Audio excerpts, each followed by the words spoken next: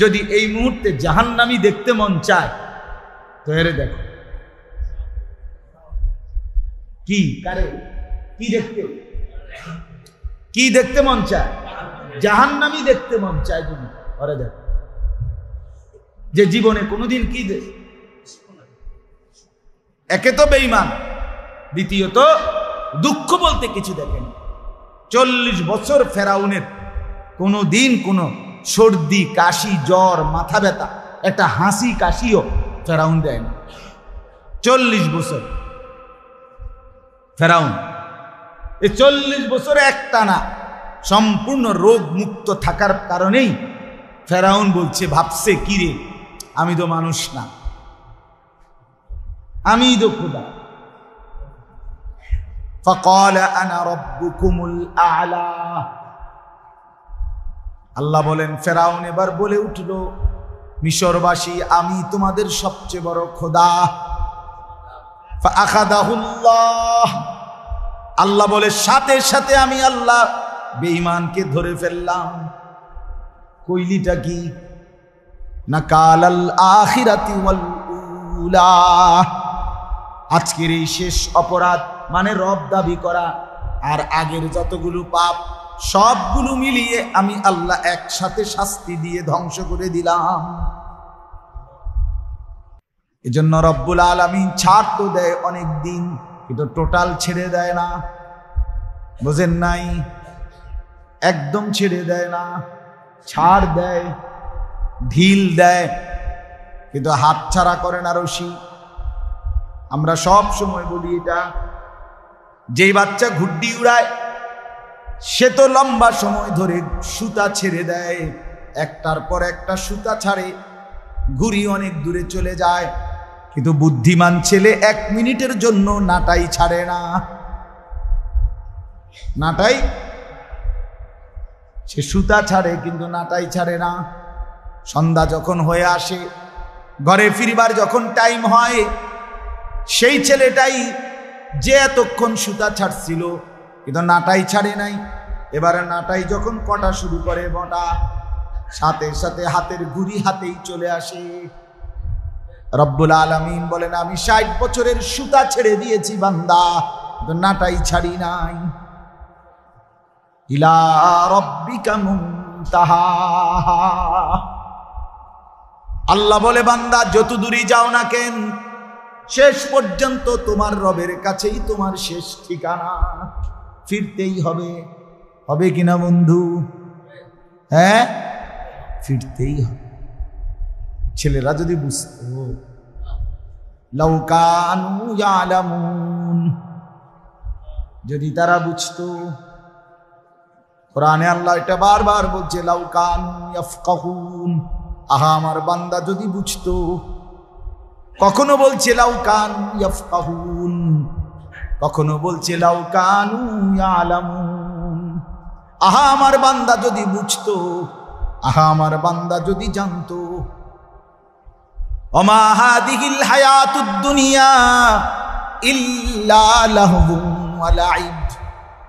আল্লাহ বলেন দুনিয়ার জীবন আর কিছুই নয় বান্দা, শুধুই তামাশা আর খেলাধুলা। ওয়া ইন্নাদ দারাল আখিরাতা লাহিয়াল হায়াওয়ান। আর আখিরাতের জিন্দেগি সেটাই কেবল জীবন, বেঁচে থাকা। এরপরে লাউ কানু ইয়ালামুন। হায় যদি বান্দা আমার বুঝতো, এই যদি বুঝতো। আল্লাহ বলেন কুল নারু জাহান্নামা আশাদ্দু হাররা লাউ কানু ইয়াফকাহুন।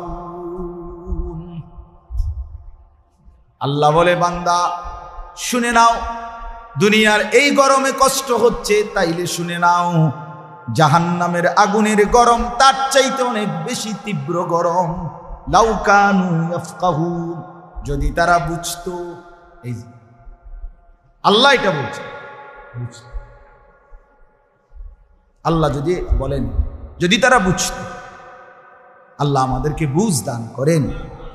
এই কথাটার কি প্রসঙ্গ ছিল? যে একাগ্রতা দেন, একসুই, ইখলাস, নিষ্ঠা।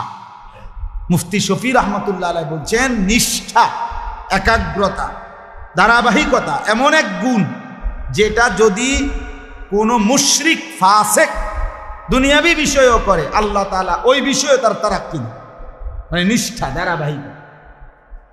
একদিন সে এটার মধ্যে পরিপক্ক হয়, অভিজ্ঞ হয়, একদিন সে এই ধারাবাহিকতা কখনোই হাল ছাড়ে না, তা একদিন সে কাঙ্ক্ষিত মঞ্জিলে পৌঁছে। ওই দুনিয়ার একটা ছোট সাধারণ উদাহরণ দেওয়া যায়।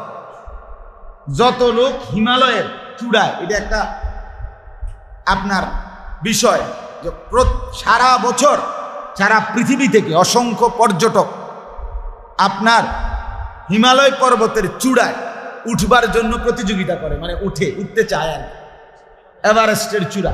এটা একটা মানুষের একটা নেশা মানুষের ভিতরে। এখন এইটা যত লোক শেষ পর্যন্ত উঠছে, প্রত্যেকের ইতিহাস যদি কেউ শুনে, তা সে শুনবে এইটা, যে এইটা সে এক চান্সে উঠে নাই, কোনোভাবেই একবারে উঠে নাই। কতবার যে সে এটা থেকে নেমে যাইতে হয়েছে, পিছাই যাইতে হয়েছে, আবার আবার আবার শুরু করছে, আবার আগাইছে, আবার আগাইছে, আবার আগাইছে। একদিন সে সত্যি সত্যি এভারেস্টের চূড়ায় বিজয়ের পতাকা উড়াইয়া দিচ্ছে, সফলতার দুনিয়ার দৃষ্টিতে। তাইলে যেই কোনো মানুষ, এটা গুরুত্বপূর্ণ। আপনাদেরকে বললাম, ছেলেদেরকে বললাম, আজ মুসলমানের আমরা অল্পতেই হাল ছেড়ে দেই, একটু থেকে একটু 19-20 হইলে আল্লাহকে বাদ দিয়ে দেয়, আর হইতো না।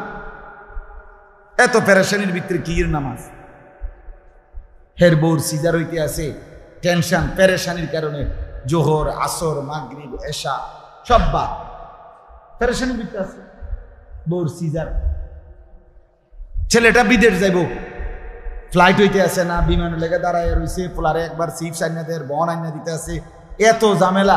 আসর, মাগরিব, এশা, একটা ঝামেলা না? পোলা বিদেশ যায়, খামখেয়ালি কথা। এত বড় পেরেশানির ভিতরে কি নামাজ? নামাজ কি জায়গা নেই? পোলা না জায়গা, নামাজ তোর জায়গা না। এই সামান্য অজুহাতে নামাজ ছেড়ে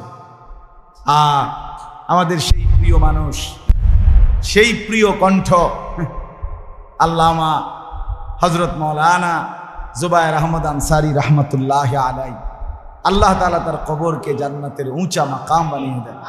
শুনছিলাম হুজুরে একবার কইছে যে চাচায় ভোরবেলা খেতে কাম করছে সারাদিন, সেই ভোর রাত্রে চলে গেছে খেতে, রাতের 10টা-11টা বাজে ঘরে আসছে। তো ঘরের লগের ঘরে ভাতিজা, রাত 11টা, চাচায় ভাতিজা শুনতেছে, চাচায় একামত দিয়া নামাজ পড়তে আছে, নিজে নিজে নামাজ পড়ে রাখে, বাকি একামত দিয়া লইছে আগে, এরপরে নিজে নামাজ। এখন একামত দিছে, ভাতিজা শুনছে, চাচায় নামাজ পড়ছে, ঠিক আছে, কিন্তু দেখে যে 5-10 মিনিটের মাথায় আবার একামত দিছে, আবার দিছে একামত, চাচা দিয়ে আবার কি জানি নামাজ পড়লো মনে হয়, একটু পরে আবার একামত দিছে। ভাতিজা কই ইন্নারিল্লাহ, কি এটা কি নামাজ? কদ্দুর পর একামত দেয়, আবার এরম নামাজ তার শুনছি না। কয়বার একামত দম লাগে? মনে করেন এশার নামাজের একামত কয়বার? একবার না? তো এবার এটা কি নামাজ পড়তে আছে? 4-5 বার হয়ে গেছে, একামতে দেয় কদ্দুর পর। তো ভাতিজা গিয়া টেনশনে উঠতে গিয়া চাচার কাছে, চাচা এইটা হুজুরের মুখে আমি এটা শুনছি, আর চাচা এটা কি নামাজ পড়তে আছেন যে কুদ্দুর পর কাদ কামাতিস সালাহ কইতে আছেন? দেখ কোন ওয়াক্তের নামাজ, কি নামাজ করেন? তখন চাচা বলতেছে, ভাতিজা সেই যে